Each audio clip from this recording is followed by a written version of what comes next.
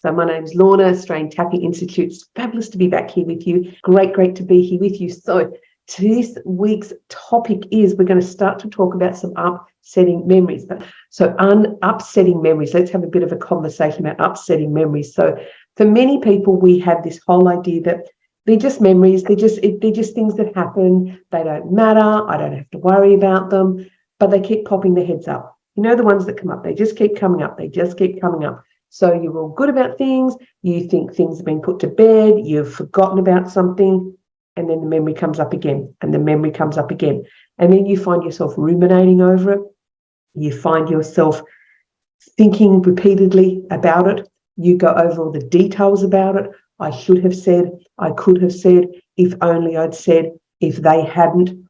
All of those sorts of things, all of those thoughts and those memories and everything that goes along with them, they're in the bucket that we refer to as the upsetting memories. Now, while it's really easy to just write it off as it's just something that I remember, it actually has an impact on your life. It actually really has a huge impact on your day-to-day enjoyment of life and how maybe how critical you are towards yourself, how you show up with other people, how much you enjoy the company of other people, or whether you feel withdrawn from them and activated from them. All of these things are in that bucket. So let's talk about all of those. So when we think of upsetting memories, when I think about how do I dissect all of that, I think about my typical EFT tapping analogy that we use: tabletop, table legs. So my upsetting memories are all the things underneath. So they are the events that happen to me, the things that I ruminate on. They're the table legs. So the upsetting memories are very often the table legs, but they show up as something that's my tabletop. Now, there are so many things that can be related to those upsetting memories. Think about people who, I use the word disassociate, when people withdraw from friendships, relationships, and interactions with other people, when they take themselves away and they just want to be all by themselves, not for good reason, but for maybe not so good reason. Another time is when people tend to go into addictions. Well, none of us like to think of ourselves as an addict. Just think about the withdrawal from feeling good that you do that takes you into a substance. Example, how often do you overeat your emotions? I know that was one of the things I used to do all the time. I would just find when I got overwhelmed and upset and things got too much for me, I would head to food, and it wasn't just that I would eat one or two. I would eat stuff. It was really literally eating my emotions, because if I ate quick and I ate lots and I stuffed it all down, those emotions I didn't want to feel didn't get to surface. They didn't get to come up. Is that something that you do perhaps? I refer to as eating our emotions. Other people are overeating. They may have a health routine that they start, and then suddenly they fall off the wagon. They decide that it's no longer important or it's all too hard. All of those things are generally the symptoms of these upsetting memories that we have that we don't do anything about. Now, other places that people will withdraw to, it is very typical for people to do lots of gaming. So you head in,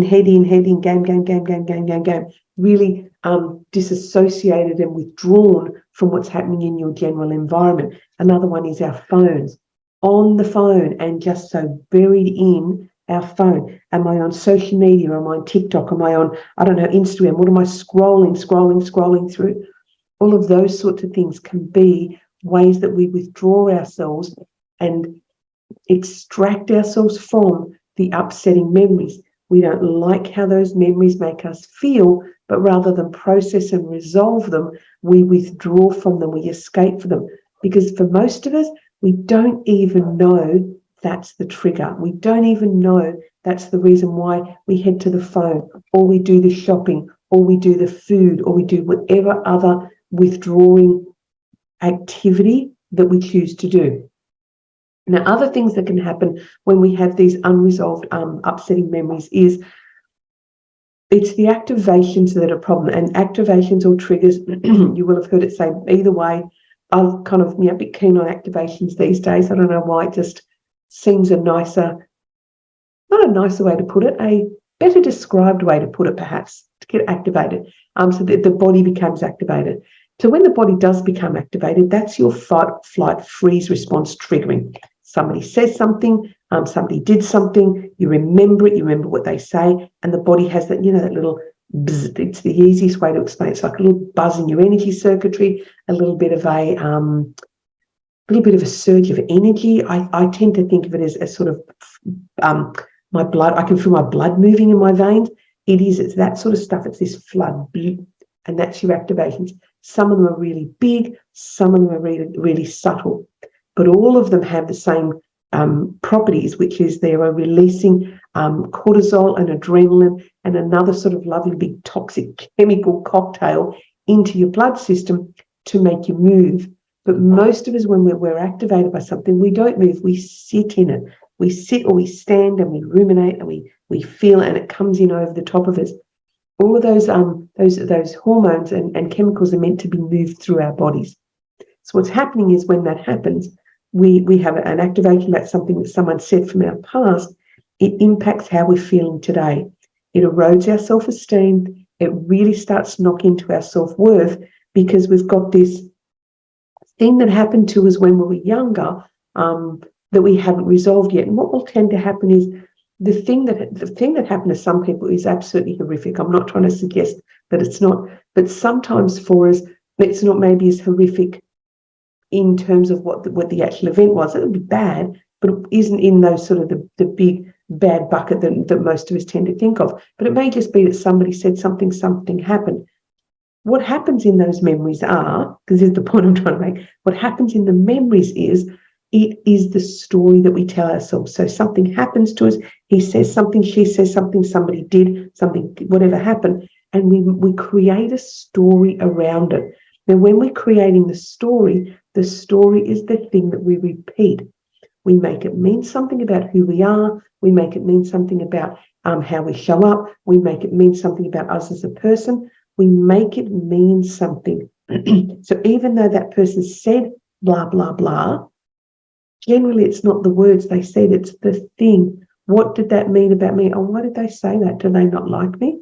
Why did they say that? Are they just being mean? Am I really overweight? Why are they saying that thing about me? Is it my face? Is it my car? Is it my what actually it is? It's then the story you tell.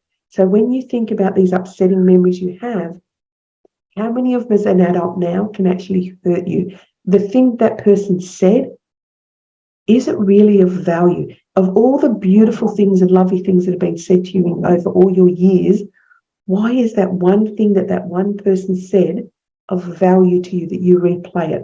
What is it actually, how does it translate to it? It matches what your inner voice thinks of yourself. If they thought you were not a nice person and you don't think you're a nice person, that story's going to match. So you're going to be happy to replay that story.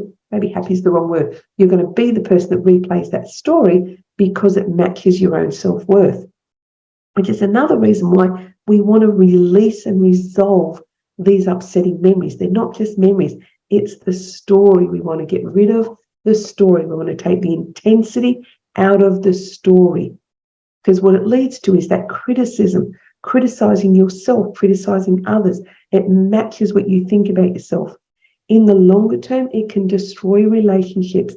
And how it destroys relationships, if it's somebody that you're currently still in relationship with, and not just intimate, but friends, partners, work colleagues, people you go to sports with, people you work with, parents, whatever, whoever you're in relationship with, if you don't resolve those things that have been said and done to you, it will lead to resentment.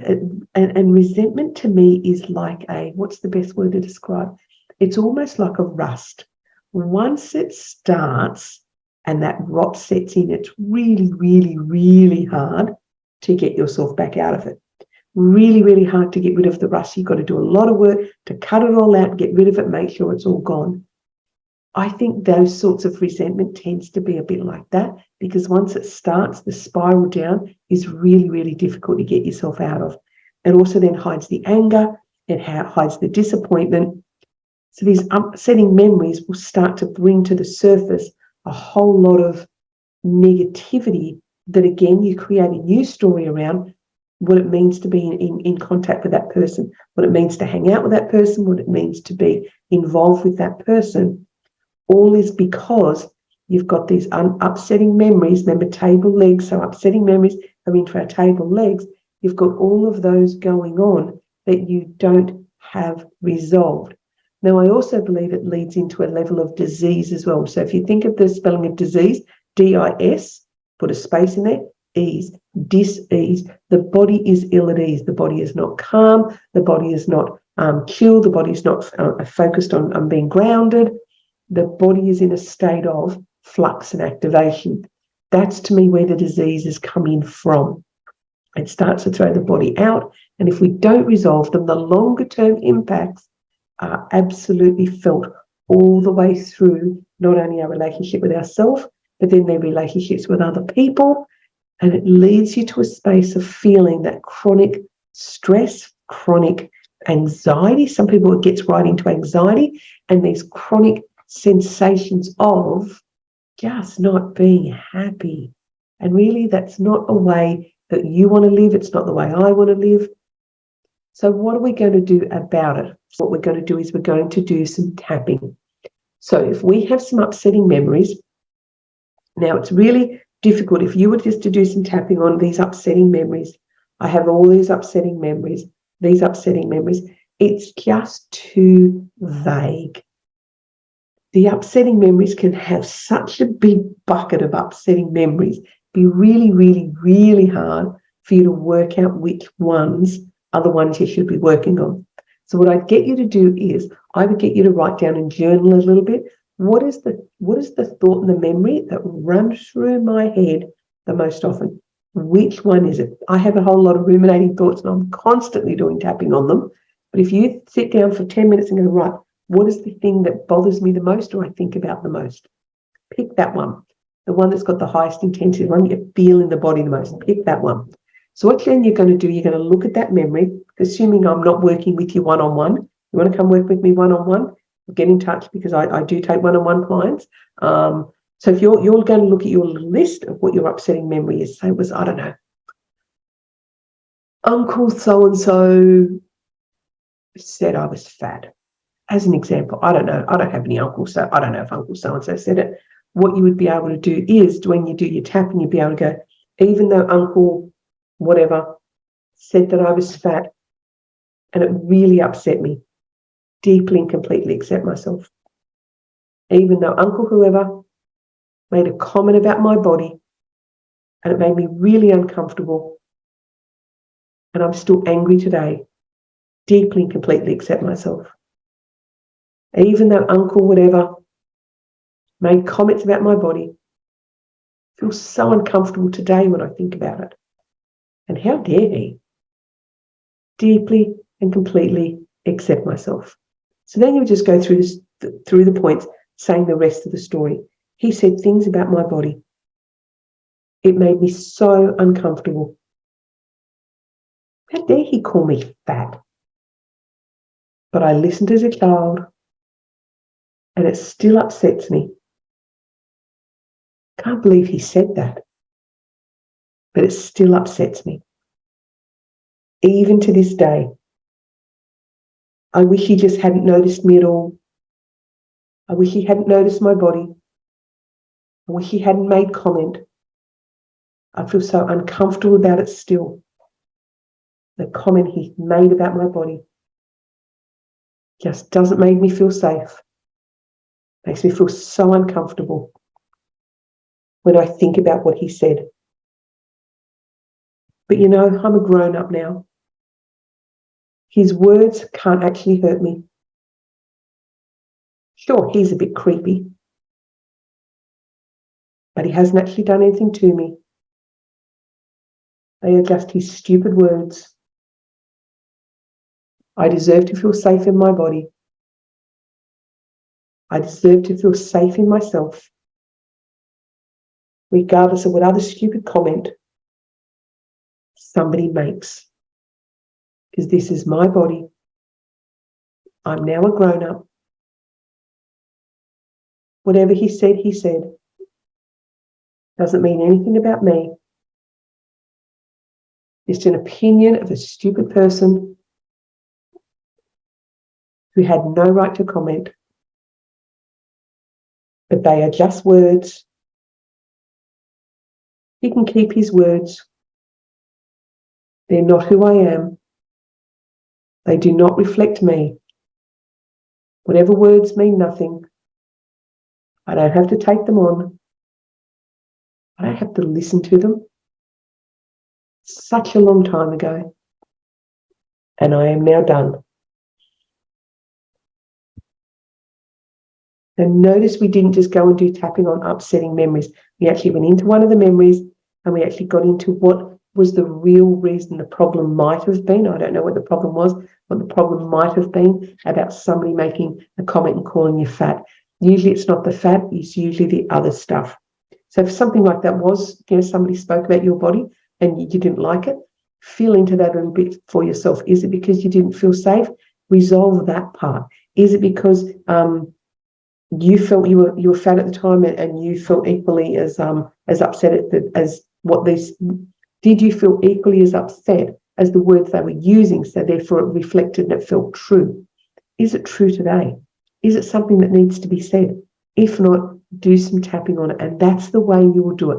Not just take the words, take a little bit deeper. What was I feeling underneath? How unsafe was I feeling? Very, very, very typical ones when we get into that space. So again, if you would love to do this with your clients, I love working with clients one-on-one. If you have upsetting memories and you want to come and chat with me, please do. Send me a direct message, a DM on Facebook, and we will get you in touch. Come and chat and see if working with me to get rid of some of this stuff is for you. Secondly, if you want to do this with other people like I do, which I just love, love, love to do, whether you're after a side hustle and you just want something on the side of your current career, add it to your current modality, or you're after something brand new because you are just feeling so called to this work like so many of us are, get in touch. I'm going to go. I'm going to wish you goodbye. I'm going to send you lots of love, do lots of tapping, and I will see you all again